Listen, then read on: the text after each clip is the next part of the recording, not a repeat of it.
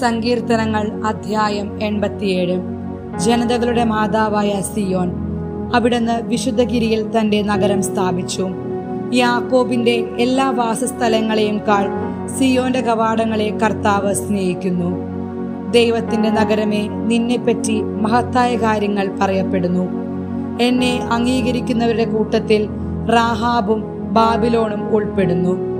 ഫിലിസ്ത്യയിലും ടൈറിലും എത്യോപ്യയിലും വസിക്കുന്നവരെ കുറിച്ച് അവർ ഇവിടെ ജനിച്ചതാണെന്ന് പറയുന്നു. സകലരും അവിടെ ജനിച്ചതാണ് എന്ന് സിയോനെ കുറിച്ച് പറയും. അത്യുന്നതൻ തന്നെയാണ് അവളെ സ്ഥാപിച്ചത്.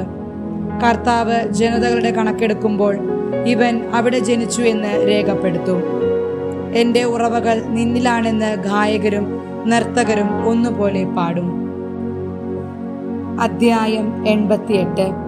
പരിത്യക്തന്റെ വിലാപം. കർത്താവെ, പകൽ മുഴുവൻ ഞാൻ സഹായത്തിന് അപേക്ഷിക്കുന്നു. രാത്രിയിൽ അങ്ങയുടെ സന്നിധിയിൽ നിലവിളിക്കുന്നു. എൻ്റെ പ്രാർത്ഥന അങ്ങയുടെ മുൻപിൽ എത്തുമാറാകട്ടെ. എൻ്റെ നിലവിളിക്ക് ചെവി ചായ്ക്കണമേ. എൻ്റെ ആത്മാവ് ദുഃഖപൂർണമാണ്. എൻ്റെ ജീവൻ പാതാളത്തിൻ്റെ വക്കിലെത്തിയിരിക്കുന്നു. പാതാളത്തിൽ പതിക്കാൻ പോകുന്നവരുടെ കൂട്ടത്തിൽ ഞാൻ എണ്ണപ്പെട്ടിരിക്കുന്നു. എൻ്റെ ശക്തി ചോർന്നുപോയി. മരിച്ചവരുടെ ഇടയിൽ പരിത്യജിക്കപ്പെട്ടവനെ പോലെയും ശവകുടീരത്തിൽ കിടക്കുന്ന വധിക്കപ്പെട്ടവരെ പോലെയും അങ്ങിനി ഒരിക്കലും ഓർക്കാത്തവരെ പോലെയും ഞാൻ അങ്ങിൽ നിന്ന് വിച്ഛേദിക്കപ്പെട്ടിരിക്കുന്നു. അങ്ങനെ പാതാളത്തിന്റെ അടിത്തട്ടിൽ അന്ധകാരപൂർണവും അഗാധവുമായ തലത്തിൽ ഉപേക്ഷിച്ചിരിക്കുന്നു.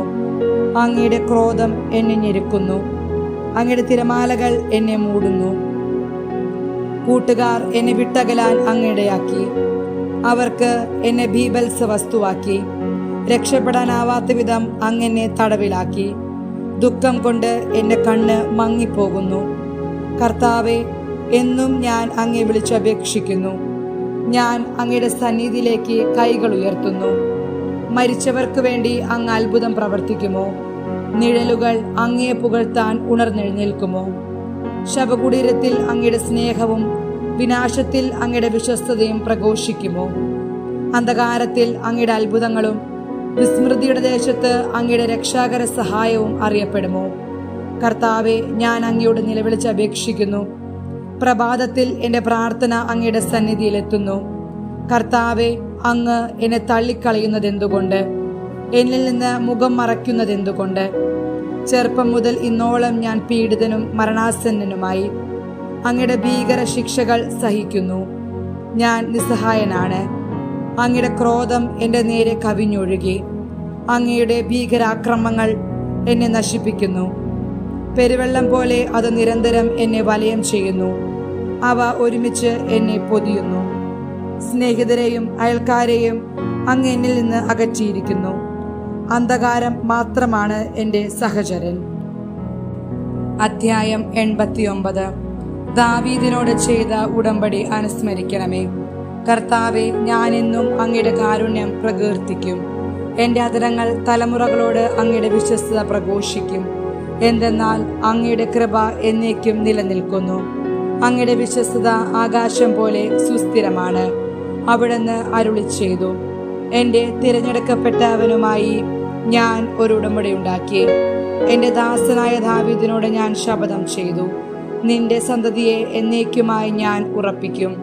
നിന്റെ സിംഹാസനം തലമുറകളോളം ഞാൻ നിലനിർത്തും. കർത്താവെ, ആകാശം അങ്ങയുടെ അത്ഭുതങ്ങളെ സ്തുതിക്കട്ടെ. നീതിമാന്മാരുടെ സമൂഹത്തിൽ അങ്ങയുടെ വിശ്വസ്തത പ്രകീർത്തിക്കപ്പെടട്ടെ. കർത്താവിന് സമനായ സ്വർഗത്തിൽ ആരുണ്ട്? കർത്താവിനോട് സദൃശനായ സ്വർഗവാസികളിൽ ആരുണ്ട്? വിശുദ്ധരുടെ സമൂഹം അവിടുത്തെ ഭയപ്പെടുന്നു. ചുറ്റും നിൽക്കുന്നവരെക്കാൾ അവിടുന്ന് ഉന്നതനും ഭീതിതനുമാണ്. സൈന്യങ്ങളുടെ ദൈവമായ കർത്താവെ, വിശ്വസ്തത ധരിച്ചിരിക്കുന്ന അങ്ങയെപ്പോലെ ബലവാനായി ആരുണ്ട്? അങ്ങ് ഇളകിമറിയുന്ന കടലിനെ ഭരിക്കുന്നു. തിരമാലകൾ ഉയരുമ്പോൾ അങ്ങ് അവയെ ശാന്തമാക്കുന്നു. അങ്ങ് റാഹാബിനെ ശവശരീരമെന്ന പോലെ തകർക്കും. കരുത്തുറ്റ കരം കൊണ്ട് അങ്ങ് ശത്രുക്കളെ ചിതറിച്ചു. ആകാശം അങ്ങയുടേതാണ്, ഭൂമിയും അങ്ങയുടെ തന്നെ, ലോകവും അതിലുള്ള സകലതും അങ്ങാണ് സ്ഥാപിച്ചത്. ദക്ഷിണോത്തര ദിക്കുകളെ അങ്ങ് സൃഷ്ടിച്ചു. താബോറും ഹെർമോനും അങ്ങയുടെ നാമത്തെ ആഹ്ലാദത്തോടെ പുകഴ്ത്തുന്നു. അങ്ങയുടെ ഭുജം ശക്തിയുള്ളതാണ്, അങ്ങയുടെ കരം കരുത്തുറ്റതാണ്. അങ്ങ് വലത്തുകൈ ഉയർത്തിയിരിക്കുന്നു. നീതിയിലും ന്യായത്തിലും അങ്ങ് സിംഹാസനം ഉറപ്പിച്ചിരിക്കുന്നു. കാരുണ്യവും വിശ്വസ്തതയും അങ്ങയുടെ മുൻപേ നീങ്ങുന്നു. ഉത്സവഘോഷത്താൽ അങ്ങയെ സ്തുതിക്കുന്നവർ ഭാഗ്യവാന്മാർ. കർത്താവെ, അവർ അങ്ങയുടെ മുഖത്തിന്റെ പ്രകാശത്തിൽ നടക്കുന്നു. അവർ നിത്യം അങ്ങയുടെ നാമത്തിൽ ആനന്ദിക്കുന്നു. അങ്ങയുടെ നീതിയെ പുകഴ്ത്തുന്നു. അങ്ങാണ് അവരുടെ ശക്തിയും മഹത്വവും. അങ്ങയുടെ പ്രസാദം കൊണ്ടാണ് ഞങ്ങളുടെ കൊമ്പ് ഉയർന്നു നിൽക്കുന്നത്. കർത്താവാണ് ഞങ്ങളുടെ പരിച. ഇസ്രായേലിന്റെ പരിശുദ്ധനാണ് ഞങ്ങളുടെ രാജാവ്. പണ്ട് ഒരു ദർശനത്തിൽ അവിടുന്ന് തന്റെ വിശ്വസ്തനോട് അരുളി ചെയ്തു, ശക്തനായ ഒരുവനെ ഞാൻ കിരീടമണിയിച്ചു, ഒരുവിനെ ഞാൻ ജനത്തിൽ നിന്ന് തിരഞ്ഞെടുത്ത് ഉയർത്തി. ഞാൻ എൻ്റെ ദാസനായ ദാവീദിനെ കണ്ടെത്തി. വിശുദ്ധ തൈലം കൊണ്ട് ഞാൻ അവനെ അഭിഷേകം ചെയ്തു. എൻ്റെ കൈ എന്നും അവനോടൊത്തുണ്ടായിരിക്കും. എൻ്റെ ഭുജം അവന് ശക്തി നൽകും.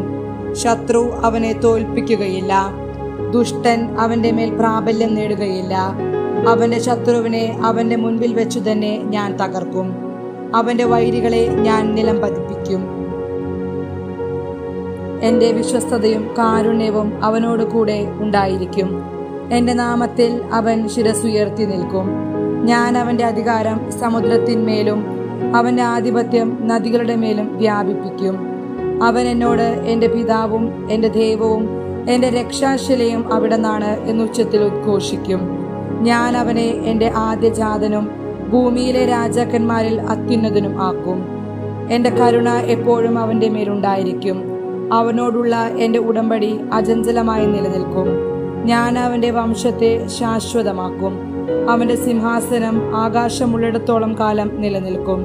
അവൻ്റെ സന്തതി എൻ്റെ നിയമം ഉപേക്ഷിക്കുകയും എൻ്റെ വിധികൾ അനുസരിക്കാതിരിക്കുകയും എൻ്റെ ചട്ടങ്ങൾ ലംഘിക്കുകയും എൻ്റെ കൽപ്പനകൾ പാലിക്കാതിരിക്കുകയും ചെയ്താൽ ഞാൻ അവരുടെ ലംഘനത്തെ ദണ്ഡുകൊണ്ടും അവരുടെ അകൃത്യങ്ങളെ ചമ്മട്ടികൊണ്ടും ശിക്ഷിക്കും.